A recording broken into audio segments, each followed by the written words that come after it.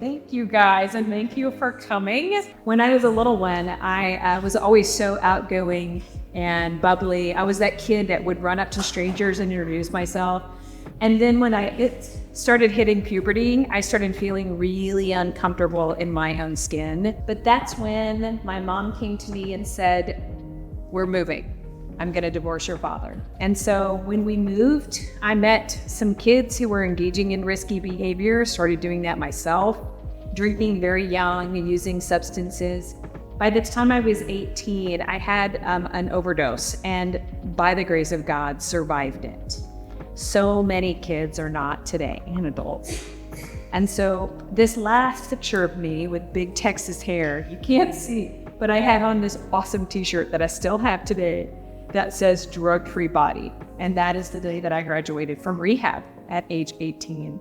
So I've been in recovery since February 3rd, 1989. And so when I got back into college, I took a gap year for rehab and a halfway house. I don't recommend that as a fun gap year for most, but it really saved my life. And when I started going to classes again, re-enrolled at college, I could not get enough information to answer the question, why did I make such terrible decisions? I knew that I was a smart, cute, great kid. I just couldn't figure out why. So I started studying everything I could, and this is when all of these really neat brain studies were being published, and I started to really understand the adolescent, growing, developing brain. So what I want to share with you guys tonight is a little bit of information about the brain. If you've ever seen me talk, you know you can't get out here with learning about the brain. But then we're going to really focus on how technology is affecting the brain. So I get asked this question quite a bit. Are drugs or alcohol, is tech, is it all really that harmful? And the way that I answer that question is that about 90% of adults who grow up and get diagnosed with a substance use disorder or a behavioral addiction began engaging in that activity or using that substance when they were a kid. The same statistic goes for mental health as well. 90% of adults who grow up and get diagnosed with a mental health disorder started experiencing symptoms when they were kids, but usually didn't get help until they were an adult. And so when I did a deep dive into this, I really learned that the younger you are when you start using, as you can see by this graph, the greater your risk of growing up and struggling with this substance use disorder. But as you can see by this perfect slope down, if you just delay any kind of use, any kind of an addictive type of activity until you're 21, you almost completely eliminate your risk. This is also true if you have a genetic predisposition. So as I kept studying, I found more and more graphs that look like this that show all the major mental health disorders have an onset of either elementary, middle, or high school. This is a really fragile time. And of course, the reason is because it's when we're developing our brain. And so I always think it's really important for parents, anybody who works with kids, caregivers, to understand the two major phases of brain development and how to use brain-based parenting during those two phases. So the first phase is from birth to about puberty, around 11 or 12, when we grow 200 billion neurons, lots of brain cells. It's like we get this big chunk of clay, then puberty kicks in and we start carving that brain up into what will be our adult masterpiece. And by the time we're 25, we end up with 100 billion neurons. And so if you're wondering, like I did, why do we lose half of perfectly good neurons that we just created? It's important to understand why. The reason is because we need room for connectors. So this is a magnified picture of an infant's neuron. Please hurry. And you see what looks like tree branches and tree roots. Those are called dendrites. Now I know this kind of sounds silly, but as a parent, I want your battle cry to be dendrites, dendrites, dendrites. dendrites are literally the hardware of learning. Every time you learn something new or practice something, you grow new dendrites that reach out to other cells, making long chains of networked connections in your brain. I love these slides because they go all the way up to age 2. So we've got a 2-year-old's network we're looking at. This is literally a skill. We don't know what skill it is, but it's a skill inside the brain. Now, by the time you're 25 years old, every neuron in your brain is attached via a dendrite to 10,000 other neurons. But of course, that's a lot of network that has to fit inside our skull. And this is why these squish down in there and make those funky wrinkles and grooves in our brain. I think it's really cool. I didn't know this, but babies actually have very smooth brain surfaces. And then they get wrinkly as we grow older, but these are good wrinkles, right? We want more and more wrinkles because that means we have more and more networks in there. And of course, here's what it looks like from the outside.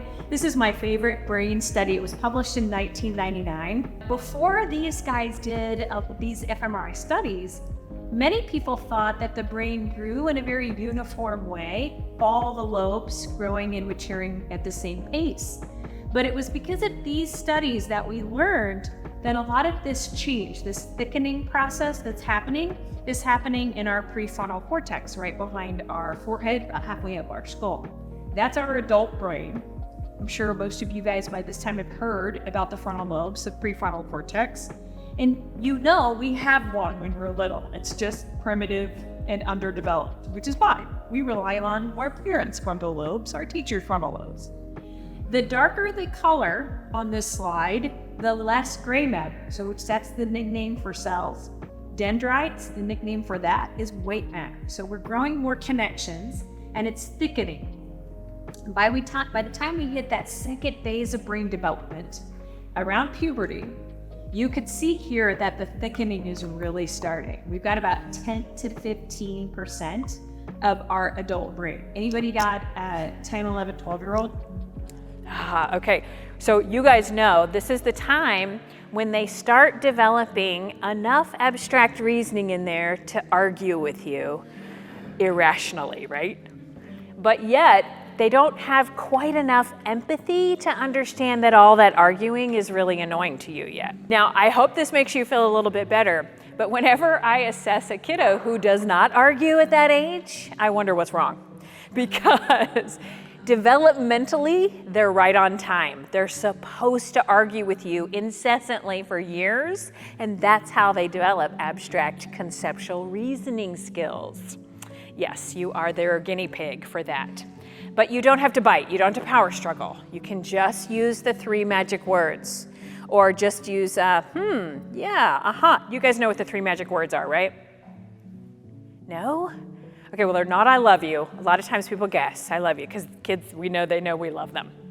It's tell me more. Tell me more. 3 magic words. I use this a lot. I had a kiddo the other day say, oh my God, you know that marijuana is legal in so many states? It's really medicinal. It's healthy for you. And I said, tell me more. And I got to hear an earful of how he did research on the internet and found out about all this. Okay, here is the second phase. By the time we're 16 years old, we've got 45% of our adult brain. And then what do we give them a license to do? Drive. With half a brain. This is why having really good driving contracts and rules in place, really helpful. And so by the time we're 20, we have 80% of our adult brain. This is the one that just blew me away because when I was 17, I thought I was grown. But of course, we have a whole 1/5 of brain development to go between 20 and 25. Now, all of this development and growth and thickening is contingent on the brain's rule. Critical for parents to know. The brain's rule is use it or absolutely. So what I want you to memorize is what is in these 2 columns. Here is what your frontal lobe does for you, executive functioning, and you're hearing that term more and more and more out there in the world. Executive functions are your basic thinking, feeling, and doing skills. Your basic skills. and they grow according to those two phases. There's overlap, of course, but these are what scientists call the lower level executive functioning skills that come online during phase 1. And so these are the skills that you need to wake up in the morning, get out the door, remembering your homework, the basic skills. Then when we hit puberty, second phase of brain development kicks in, and we start seeing higher level executive functioning skills coming online.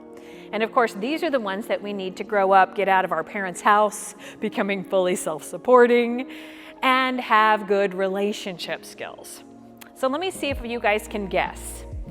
There is one of these executive functioning skills that is the #1 predictor of adult success. Which one do you think it is? You can't say the answer because I know you know. Impulse control. Oh, you guys got it, yes! #1 predictor of adult success. No matter how much money you make, no matter how smart you are, if you can't control your impulses, yep, there we go. I think that one of the most important ones is that top one there, abstract conceptual understanding. That gives us the ability to think in the what ifs, the hypotheticals, which gives us the ability to have empathy, the ability to step inside somebody else's shoes and imagine what they're thinking or feeling, even if we've never been through what they're going through. Now, having empathy doesn't necessarily mean that you'll make good moral decisions, but it sure does help you connect with humans and make better choices. So these are all the skills that I want you to memorize and use what I call brain-based praise. Because what happens when you praise a behavior? What does it do? It goes up. Exactly, which is what we want. And so if you think about your praise as your kids are growing and developing, praise actually starts to go down the older kids get. I mean, if you remember, like if you're like potty training them, you're like, yes, let's throw a party. And then, you know, you're in freshman year and they made an A, you're like, all right, good job, done. You know, it goes down. So kids respond really well to this, but you have to make it your own hip, slick, and cool language. You do not want to sound like this. Good job, Johnny, with task initiation. Your kids are going to be like, what are you talking about? But if you want to reward and praise task initiation, you could sound like this. Dude, you took out the trash. I didn't even have to ask you. Nice, thank you. That's what that sounds like. So memorize these and then use them in your daily language. Wow, I really loved how you organized that. Nice. That was a pretty good decision. Tell me how you got to that. Great problem solving. Tell me the steps that you were thinking of. You know what, I really appreciate you showing me empathy today. Or could you show me some more empathy today? Right.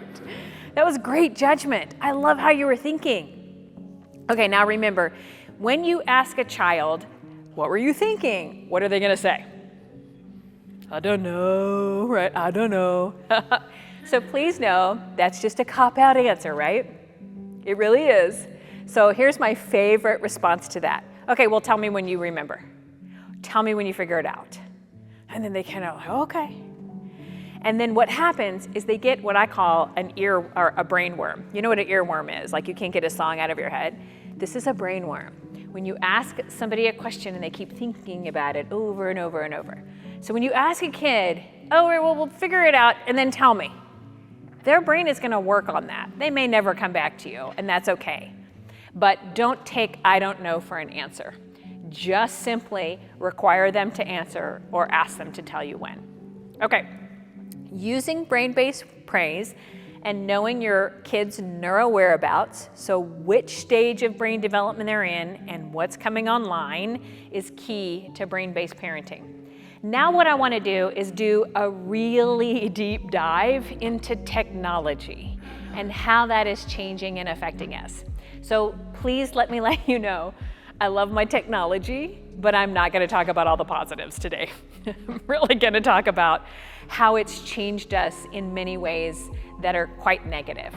And so when we think about this, I want you to think about those dendrites. Dendrites grow when you engage in an activity for about 3 or 4 hours at a time. So think about that. If you want to get really good at soccer, you're going to practice for 3 or 4 hours at a time. You want to get really good at debate, you're going to study and argue for 3 or 4 hours at a time. That was my favorite thing to do, by the way. If you want to get really good at Fortnite, you're going to play for 3 or 4 hours at a time. Or TikTok or some sort of social media. You can get really good at doing this, right? Has anybody fallen down a TikTok hole? Yes. My husband and I were like, he shows me this cute kitten video. We're laying in bed, and then an hour later, we've looked at, 100 different kitten videos, and they're like, oh my God, what just happened to my life, And so now kitten videos are pretty innocuous, right? I'll tell you some of the websites that some of my clients are getting stuck down, and you'll really understand the breadth of this. But I think you get it. 3 to 4 hours consecutively is when your brain starts changing. So this can be the scientific basis for your rule, your tech rule. And so what you want to try to do is to keep recreational tech out of the work week, school days, and let them earn it on the weekends. So for elementary school kids, they can earn it in increments of half hour, no more than 1 or 2 hours. For middle school, they can earn in increments of an hour, no more than 2 to 3. And then for high school students, no more than 3 to 4 consecutive hours, like so, of gameplay, let's say, on any one given day. Then you're gonna follow this rule up with the brain balance rule, which says, okay, you used your 3 hours of playing whatever game you played.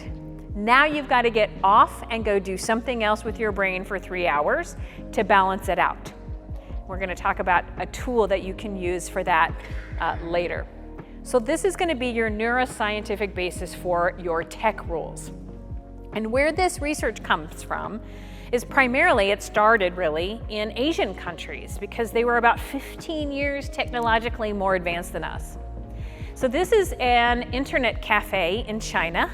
There have been a lot of documentaries and exposés about really kind of shady looking internet cafes with blue lights, very opium den-ish, where reporters have gone and found people who have passed away because they won't eat, they just drink caffeine and they're staying up. What we also see is things like this going on in the world. Here is a technology walkway, right? And then here's the no technology walkway. So this is interesting because the reason why this is happening is because people are literally walking out into traffic and getting hit. This happened to one of my clients quite a few years ago in Japan, and she was on her phone trying to navigate to where she was going and got hit, broke both legs. I know, can you imagine being in a hospital in a foreign country with, oh my goodness. But can anybody guess what city this is in? Washington, D.C. I've seen them in LA. I've actually seen them in New York as well. They'll probably be in Houston at no time, if they're not always, I don't go downtown tons. But this is happening everywhere because the liability of this is a huge issue. So this is the seminal study that I really like to quote. It has been replicated many times, but they have the best graphics, so I always use this one. This one was published in 2013, so 10 years ago, but I have literally seen this replicated, I can't tell you how many times. What these researchers did is they looked at brain connectivity, so all those little dendrites connecting and growing.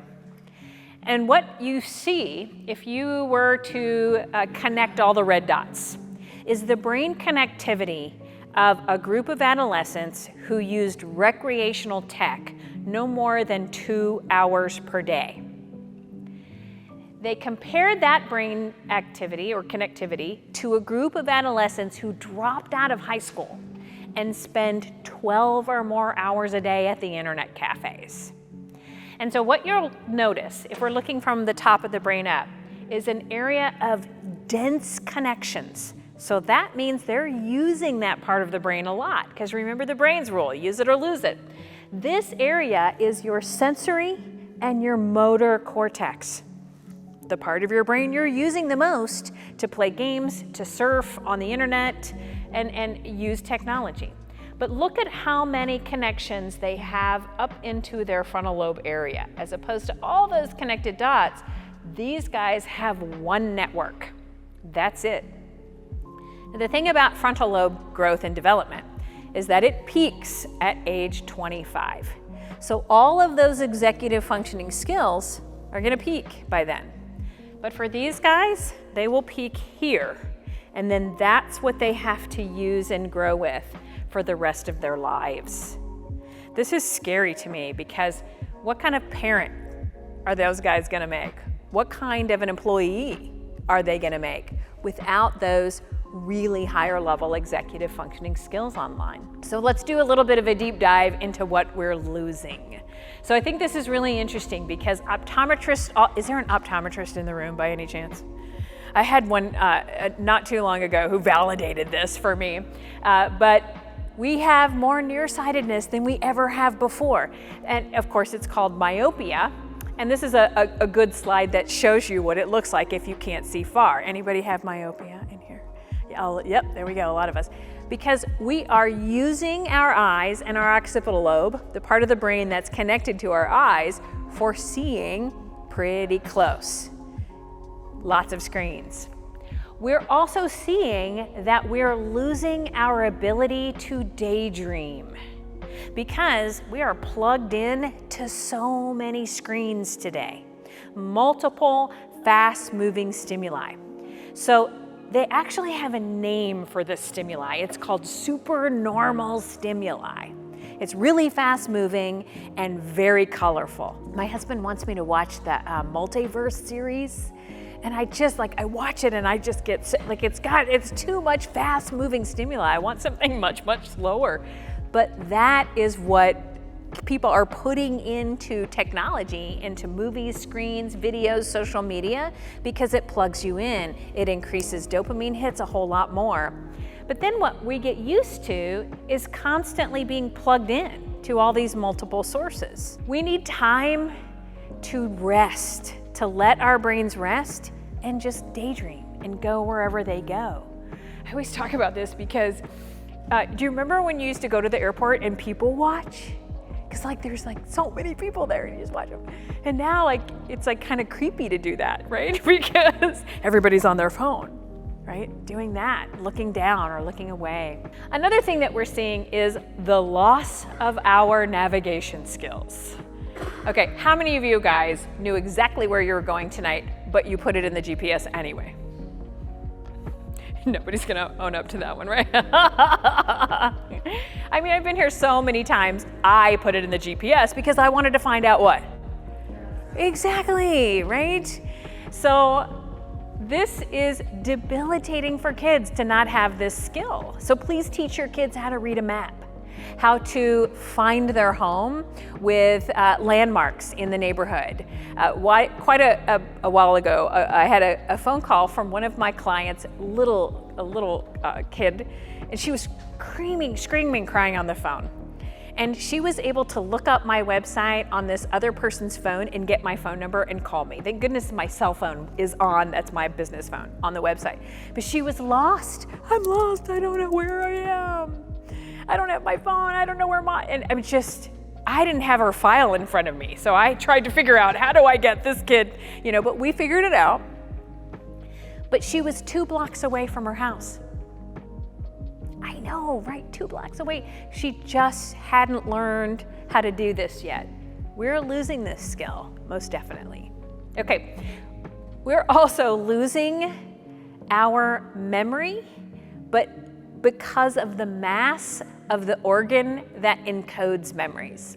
So this is it. It kind of looks like a little worm here. We have 2. This is our hippocampus, or hippocampi for 2. This is where we store all of our memories, and it's getting smaller.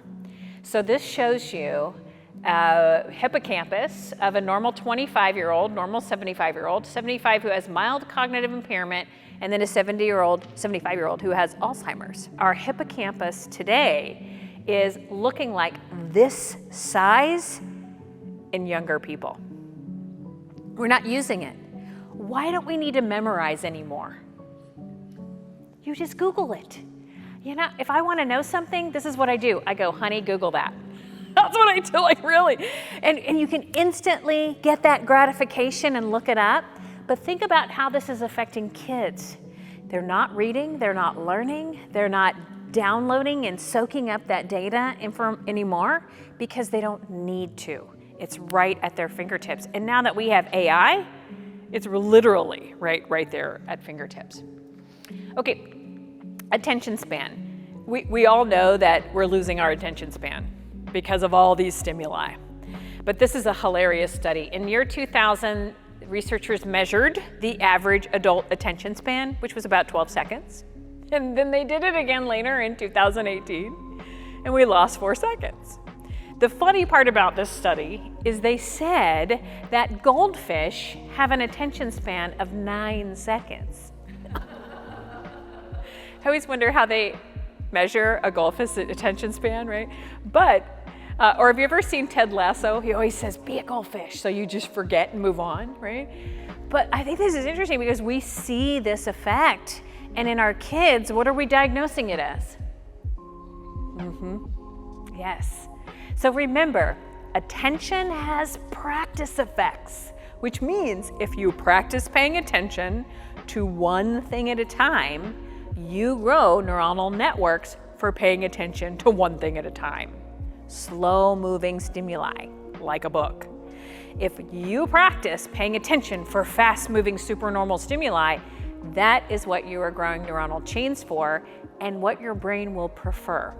This is how it affects our learning. So we have 3 different types of memory. We have working memory, short-term memory, and long-term memory. Your working memory, I want you to imagine, your working memory in your brain is like a little juggler that can juggle 7 bits of information at a time. That is your working memory's capacity. And then if you really need to memorize something, what happens is your short-term memory starts to manipulate it. It makes it personal, maybe creates a mnemonic, maybe you write it down. And then once your short-term memory has really encoded it, it'll get dumped into your long-term memory stores. Has anybody seen the movie Inside Out? They do a great cartoon description of memory. And all the little balls that are in those places, really accurate too. It's really cool. But remember that our working memory only has the capacity to juggle 7 bits of information. Do you guys remember when the phone number added the area code, right? And it used to be easy to memorize a phone number when it was 7 digits long. But then when it surpassed our working memory's capacity, right, with adding 3 more, like we can't remember a number anymore. We have to chunk it up or, figure that out. So we have so many things today that are competing for those spaces, that it's overloading our memory. And here's an example of what can happen. Imagine that you're a high school student, because that's what this study was done on, and you are writing a term paper. You've got a couple screens up because you've got a few tabs open, you're doing research, maybe you've got a book or a peer-reviewed journal article open, and you're putting information into your working memory to try to synthesize it into a sentence.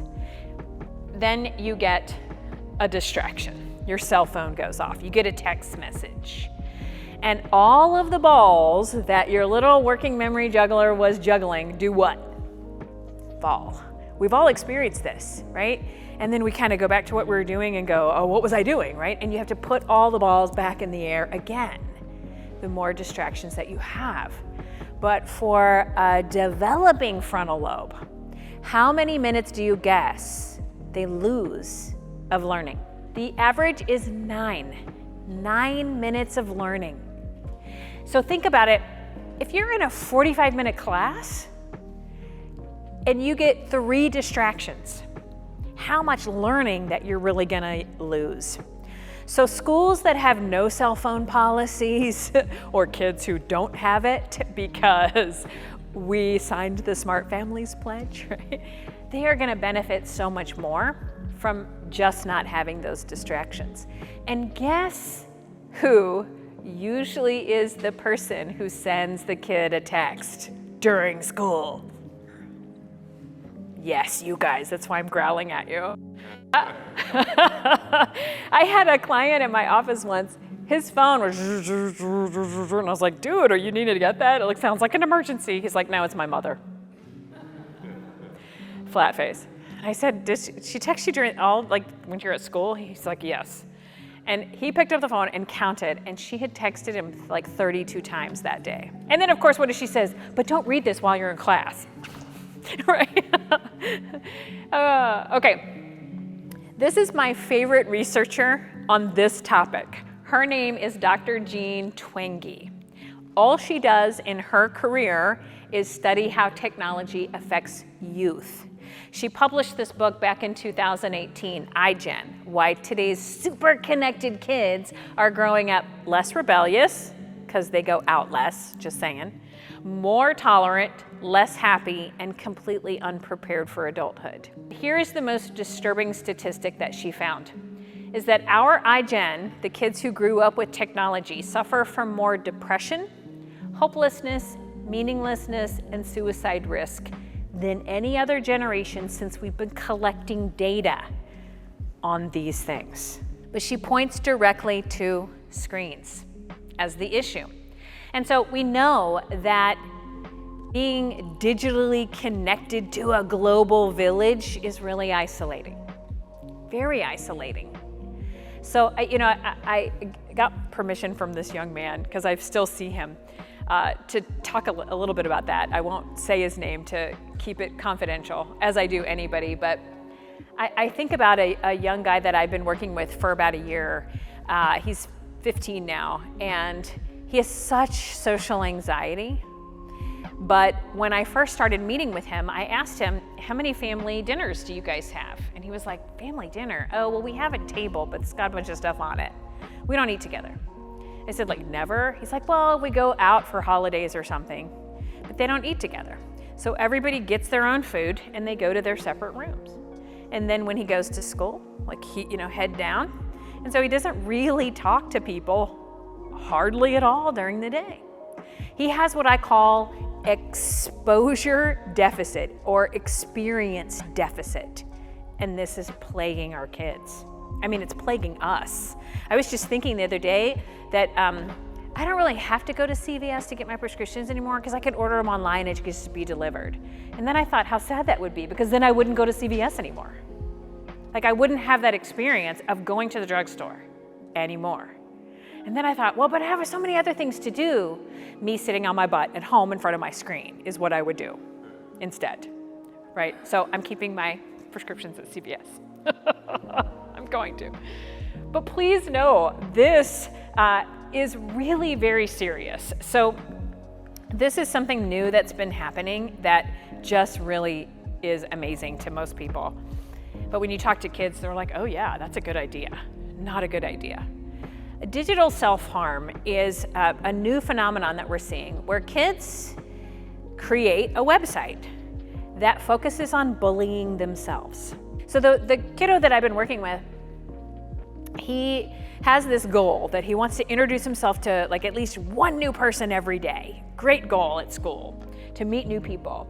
But when he fails to do it, he will come home and beat himself up, and then he gets online and he goes on to these incel sites.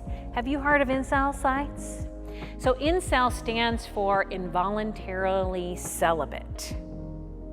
And so it's chat rooms and Reddit threads full of mostly young men and older men who feel really low self-value and low self-worth, so much so that they don't think they are ever going to amount to anything and never be able to connect intimately with a partner, involuntarily celibate. And it's really full of a lot of anger and misogyny and hatred. And I asked him, like, dude, do you feel better, when you go on these? And he's like, no, but at least I'm not alone. Ugh, oof. I hear this as a therapist so much today. I don't know about you guys, but like when I was a kid, we had this really long cord on the phone, and my parents would like find it, pulled and stretched in my room. That doesn't happen today. I would ask him, like, could you call this dude for the weekend? Could you make, he's like, we don't call. No. And if I have to text, I will. Really interesting. It's very like text avoidant, connection avoidant. Like, oh, I don't want to be that guy. What, that calls somebody and says, hey dude, you want to go out? No, I don't want to be that guy. Well, what does it mean to be that guy? Well, it means you're vulnerable. You could be rejected. That's what's going on. It's not just in this one kiddo. This is really a phenomenon that's happening all over with young people because they don't go out. Everybody knows that the first time you do something, you have some anxiety, right? That's normal, that's healthy. And then when you do it a few times, the anxiety goes away. But what we're seeing more and more often is that kids experience that initial anxiety and then they go, whoop, nope, don't want that. And they don't do it. They avoid. So now they're growing long networks of neurons for avoidance. And they're getting really good at it. And then we got a lot of people out there in the world who are like, oh, don't make them uncomfortable. Don't make them feel anxiety. Yeah, you can stay home from school today, right? That enable this avoidance. And so we're seeing more and more forms of things like this, a whole lot more anxiety. But it's not necessarily just anxiety because of being plugged in. It's really being experience deficit. And you're not handling the anxiety. I mean, I remember when I was a little kid and I used to ride my bike everywhere. And one time I rode so far in the country, I got lost and I had a total panic attack. Like, oh my God, where am I? But I got home, like I figured it out. And I remember like, yes, I felt proud of myself that I remembered how to do that. But we don't do that today. Kids don't do enough of that today and learn how to do that. Anxiety also is caused by being plugged in so much. This is an interesting phenomenon called popcorn brain. And so if you look at our EEG while we're plugged into multiple stimuli and we're awake, you're gonna see this kind of a pattern. And then once we get off a screen, that doesn't just stop, right? It continues on, and then we start to relax and we get these bigger waves, and then we get these really nice wavy waves and get kind of sleepy, and then we go into deep sleep until REM starts. That process takes at least 2 hours. This is why one of your rules should be all technology off at 2 hours before bedtime. Please use that rule because then kids will get used to technology going off at a certain time and homework needing to be done by then. Because here's what we're seeing. Homework that should take 2 hours is taking how long? 4. If you set a time limit and say, lights off, tech off at this time, if your homework's not done, too bad, kid. Like, you've got to get used to that. Like, if you need an extra few minutes, let me know. If you got a lot to do, and we'll make that. But if you really set a clear time, and then teach them about sleep hygiene, and make sure they understand that this will keep their brain on and connected. Okay. Another thing that we see is this constant state of insufficiency. Like It's never finished. Does anybody in here have email anxiety? Besides me. You get that, right? Like you go on vacation and you're like, oh my God, I gotta clean my inbox out before I go. And then you're on vacation and you say filling up. So I'm actually getting on a plane tomorrow morning, and I went through that today. I'm like, okay, I can see my inbox this much. So I'm gonna calm down, right? But there's always another game to play. There's always another show to watch, another episode, another round, all of the things that keep us always on edge, never finishing anything. And for kids, this is one of the worst ways that it happens. Snap streaks. Is there anybody who does not know what a snap streak is? Okay, let me explain it.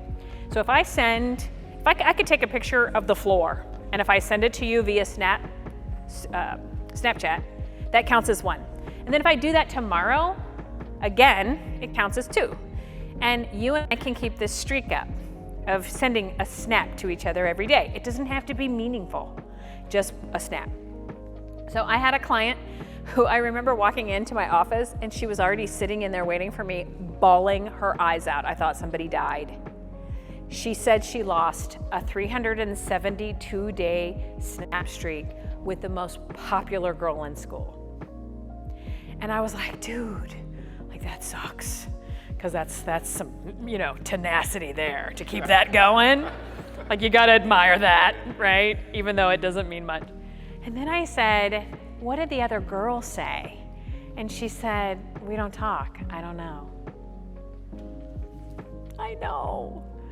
So her social clout was having this snap streak with the most popular girl at school that she doesn't even know. It's not a meaningful relationship.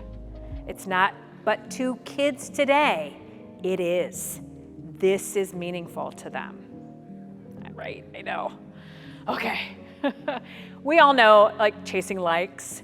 So this is a funny story too. I was on vacation this summer with two of my girlfriends, and one of my girlfriends, she's like in her mid-40s. She was so angry on her phone, and I was like, what's going on? We were literally at the beach. And she said, my sister just texted me and asked me why I didn't like the picture of her son that she just posted 20 minutes ago. And she's like, she does this to me all the time.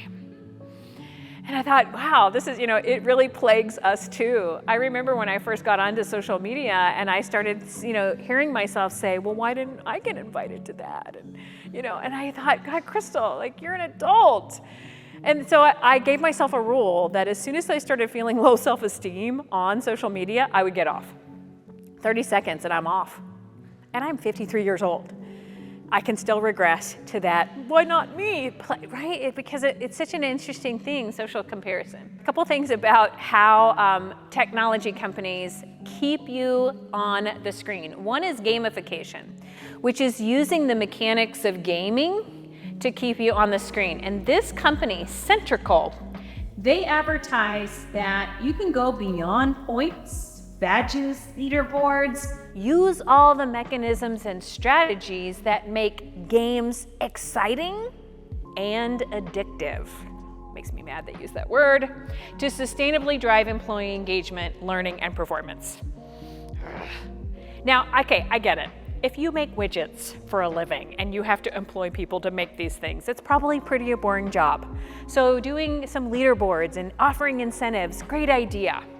But gaming and gamification of everything, you guys probably see this in your kids' apps for school. Everything's a game. Learning is a game, everything's a game. Here's the danger about that. You're really just rewarding and shaping extrinsic motivation. Now, please remember, you guys, all of us work for our paycheck, right? So there's nothing wrong with extrinsic motivation, but if it's the only thing you're working for is to get something, then what's happening is that you're losing intrinsic drives. And remember Dr. Twenge, she said that there's more meaninglessness and hopelessness ever before. This is one of the reasons, is because we are literally not engaging in activities just because we love them and they're meaningful for us. One of my 20-something-year-old clients was lamenting. He said, look at the world. Like, he's actually been dating somebody. It's been sweet to watch him get to the place where he's like, I told her I loved her. You know, it was a really cool moment. But, now he's like, why should I get married? What is the point? Why should we have children? What is the point? Look at the world. And he really is lost in his job. He doesn't feel much purpose and meaningfulness in life. And this is one of the reasons, really. He spent a lot of his youth on screens. Another thing that we also see is that companies are using gamification to keep you connected, using the mechanics of gambling in social media or video games. Some of these are pretty obvious, like predatory monetization schemes. This happens when you've got a free-to-play game, and then all of a sudden you get stuck. And you get this little message that says, but for 99 cents, you can buy this little tool or this whatever that'll help you get this level passed. And so these are really insidious because they're what is called microtransactions. These little teeny tiny transactions that make your game more fun or keep you online. And if you look at any of the documentaries about this, the manufacturers of these games know that only about 1.5% of all the users will actually spend money on this. But what they also know is their age, and that the majority of those users or buyers are children. And they've nicknamed them whales. Ugh, it's so gross to see these videos and to hear them talk about it. They know what they're doing. They're getting these kids to get your credit card and use purchases and things like that.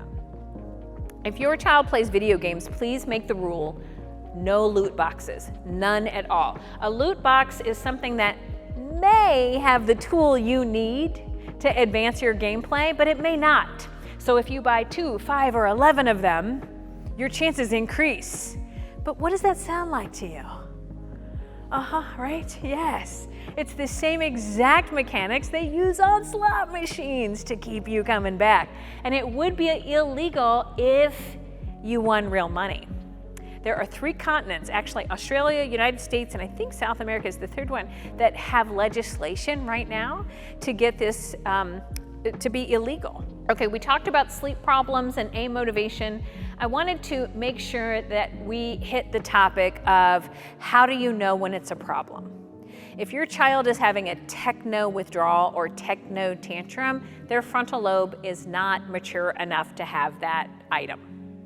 And so this is a video that this kid right here secretly videotaped his brother while he lost his privilege to play World of Warcraft. Now, there's no sound because we don't have that hooked up, but what you hear is he says, "I'm gonna secretly record my brother," and his brother comes in very angry, yelling, "I am gonna run away, you're never gonna see me again." And you can see he becomes completely dysregulated. He is screaming at the top of his lungs this whole entire time. "I can't believe you took away my game." Just a complete meltdown. Poor little guy. When you hear it, it's so disturbing. I actually had to stop the video at a certain point because he gets completely naked in a weird, I guess, I don't know how his clothes come off, but wow. You guys, I've seen this happen in my office. I mean, with clothes on. Well, I've seen this happen. And one of my kiddos from years ago, he was so addicted to his games that his school took away his Wi-Fi pass code, so he couldn't get online. He figured out how to bring an Ethernet to school. They found him in the server room. I wouldn't even know where that is. You know what I mean? What's an Ethernet? This kid figured out how to plug in. And so we had to send him to treatment for about 6 months. He came back a completely changed, mature frontal lobe. It was amazing. Please know that these companies hire teen testers. They literally hook them up to EEG machines, to galvanic skin response, heart rate monitors, and they watch them play the game. And when they see an indicator that dopamine has spiked, they figure out what code the child just played and report more of that code back to the video game manufacturer. This is mass-produced addiction. And so here are the 12 symptoms of technology addiction. And if you want to take a quiz or you want your loved one to take a quiz, you can go to netaddiction.com and take a quiz for social media, technology overuse, or video game addiction.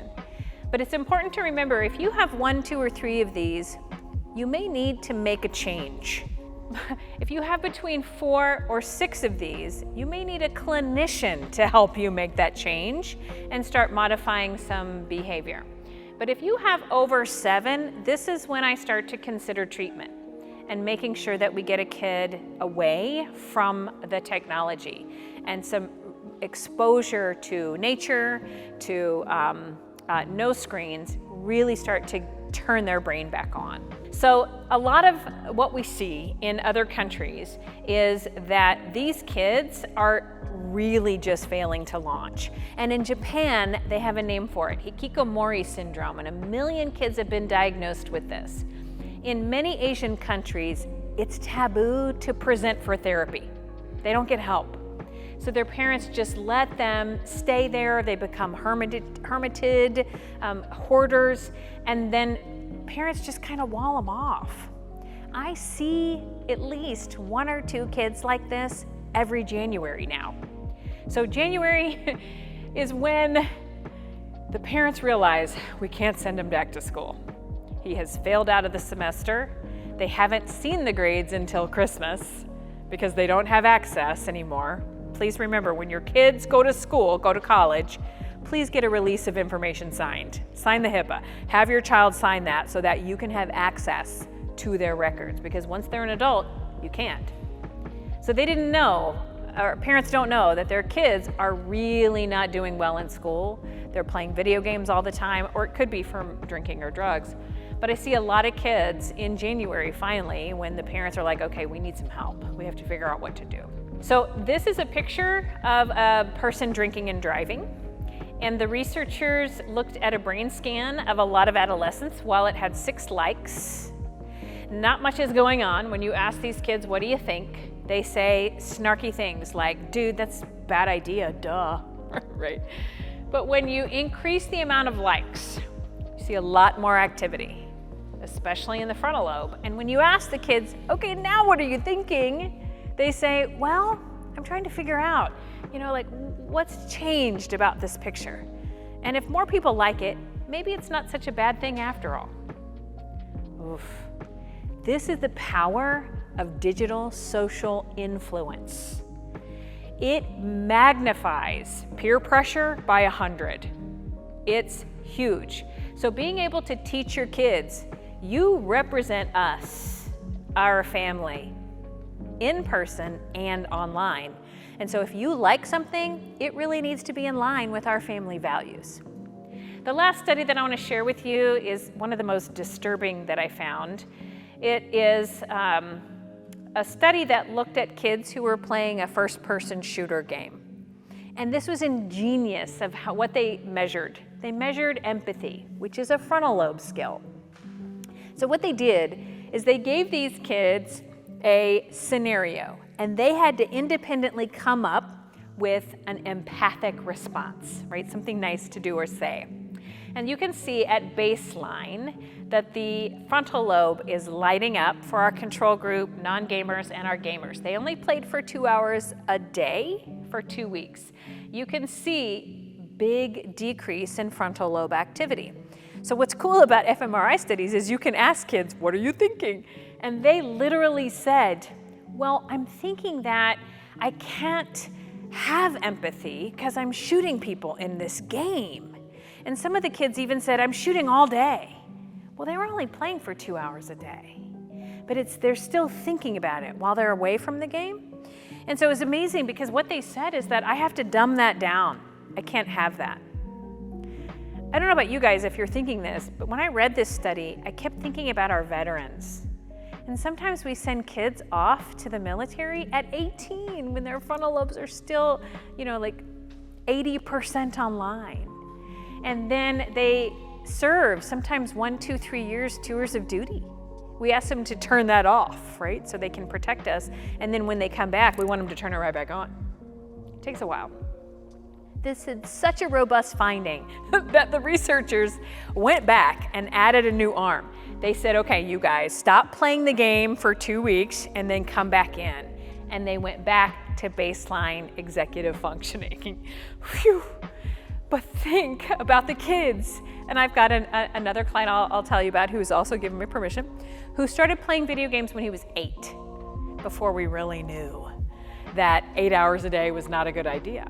He played after school every day, on the weekends. He got friends together that played on the weekends all the time. He had so much fun growing up. But now as an adult, in his early 30s, got in trouble with CPS for shaking his kid, and somebody saw and turned him in. He was sharing with me one day in session that he was watching his 2 kids sleep. And he was thinking in his mind, God, I wish they would just fall asleep so I could go play. He doesn't like being with his family. He says, it's really boring. I really prefer being on the game. And I have clout in the game. Like when I'm with them, I'm just dad. He really has trouble disconnecting reality from what's going on in the game. But the man who's played hundreds of thousands of hours, it seems like, in his childhood and his life as his frontal lobe was developing. Okay, so now that I have just scared the bejesus out of you, how can we protect our brain? So when I was writing the Neuro Whereabouts Guide, I actually researched 18 different high-risk behavior. Technology overuse and video game addiction were 2. And what I did is I graphed them according to the age that they show up. And so I put that in the book. I always like to show this one. It's my favorite graph of the book because I think this is so interesting. Here is bullying. You can see that it's going straight up. It peaks in the 7th grade. And then, as you can see, there's these huge drop down when they go from middle school to high school. That demarks that second stage of brain development when empathy starts to form. It's really interesting. I've had many clients over the years say, oh my God, my middle school bully Facebooked me to apologize for bullying me in middle school. Because we finally get empathy and we go, oh, I can't believe I said that. Cyberbullying peaks in the 8th grade. We don't have enough empathy to really have also the impulse control to not say those things online. And so you can see the big decrease down. This is why we really need to delay. And that's why the Smart Families Pledge is going to ask you to wait till high school before giving a kid a smartphone.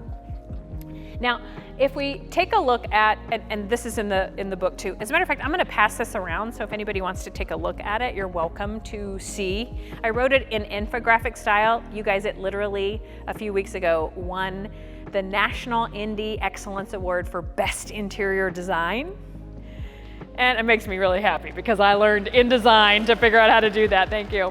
All pages are different. So it's really fun to read, really short, to the point. No topic spans more than 2 to 4 pages. And it gives you what you need at the age when you need it.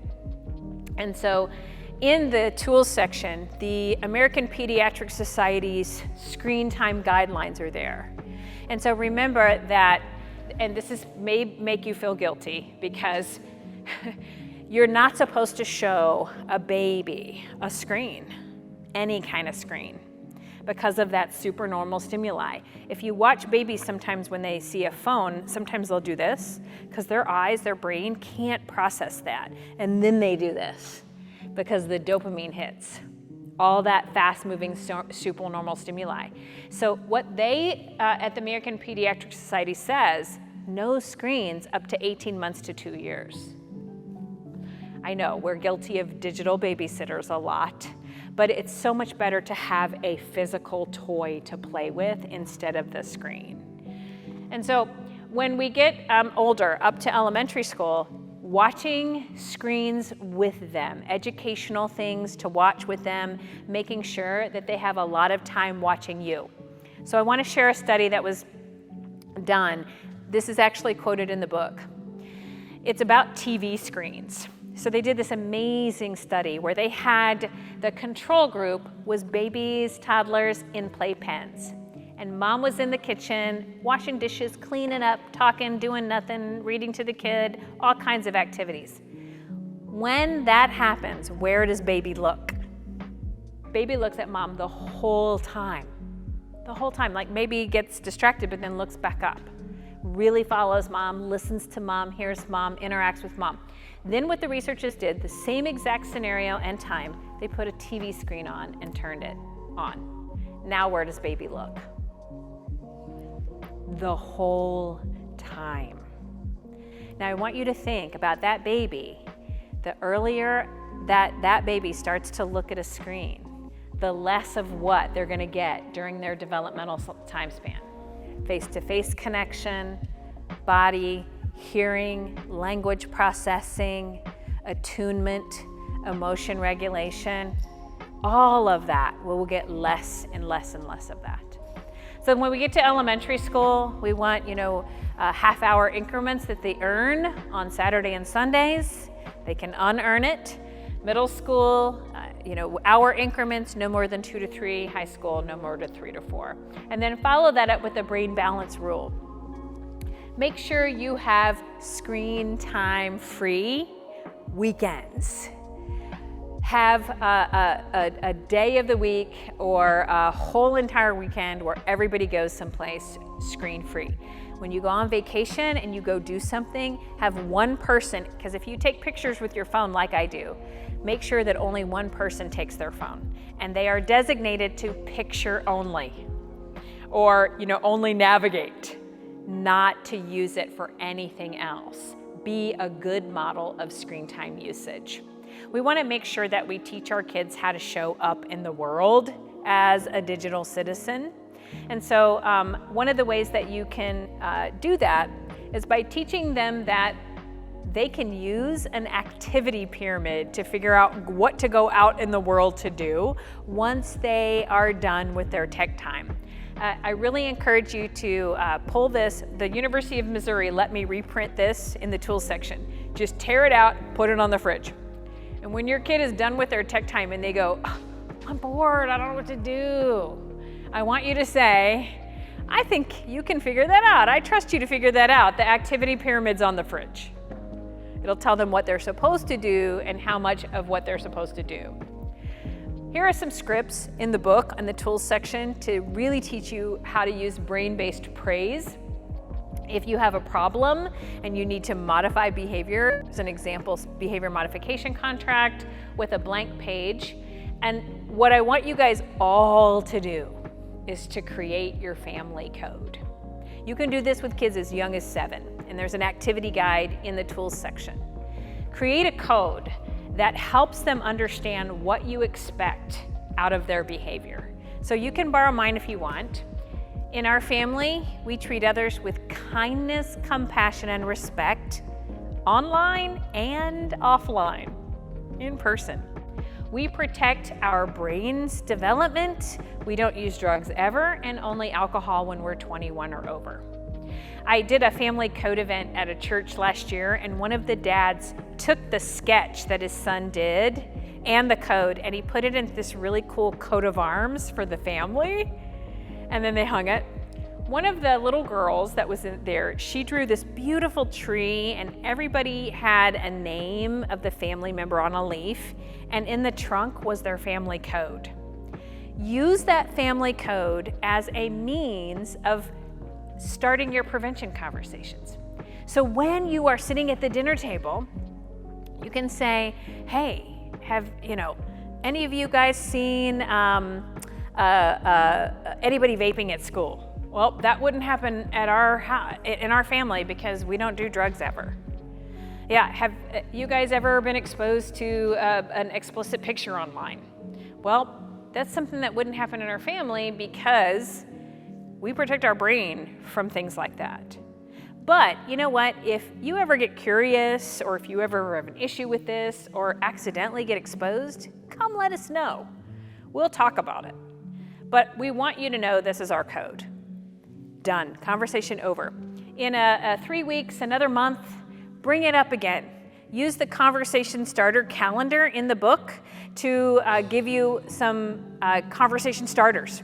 You can say, hey, guess what, you guys? It's National Eating Disorders Week. Your kids are going to be like, what are you talking about?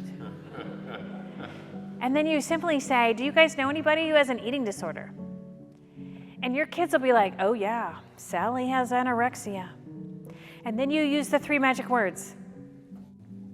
Tell me more. And you'll listen to the story about that. And then you can say, well, in our family, this is our code. We don't do things that hurt our brain development. But if you ever feel like you have a body image issue, come let me know. We'll get you a therapist, or we'll get you somebody to talk to about that. Do that consistently. Remember, a child has a different brain every 3 months because of all that reorganization that's happening. So you have to have this conversation every 3 months. But I'm giving you a way to do it that really changes it up and bases it on your family code. So here's the driving contract that you guys were talking about earlier, and the smartphone contract, a really good contract. We're actually working on a really cool project to create a course that your kids can take when they are old enough, when their frontal lobe is mature enough to handle a smartphone. They'll have to go through this really amazing course to learn all about this stuff, and then they can give you a certificate that says, okay, I'm ready, and then you'll know they've had the education that they need. So I'm a little embarrassed because this is all tech companies, but over the past 7-8 years, I've asked parents, tell me what your favorite monitoring software is. And this is what I found. But I also want you to know about a company called Parent ProTech. It's actually a young Houstonian and his peer that have a startup. Really good. If you ever use Common Sense to get video recommendations, this is like Common Sense multiplied. They actually send you really good videos of them reviewing things, teaching you how to use some of these things, the pros and the cons, really walking you through it, which we need because we're not digital natives. This particular one is one of the favorites, Bark. This is another favorite, Teen Safe. When kids drive, you can actually, with this app, set a geolocator kind of border. And if your child drives past that, you get a text, your child just went someplace they weren't supposed to. Or if they're texting and driving, you can shut off their phone from your phone. That's the kind of control that you want once they especially are driving. Again, thank you all so much for coming, and thanks to the Kuzma Foundation for creating Smart Families. And please, please, please sign up and be a part of that. Thank you guys.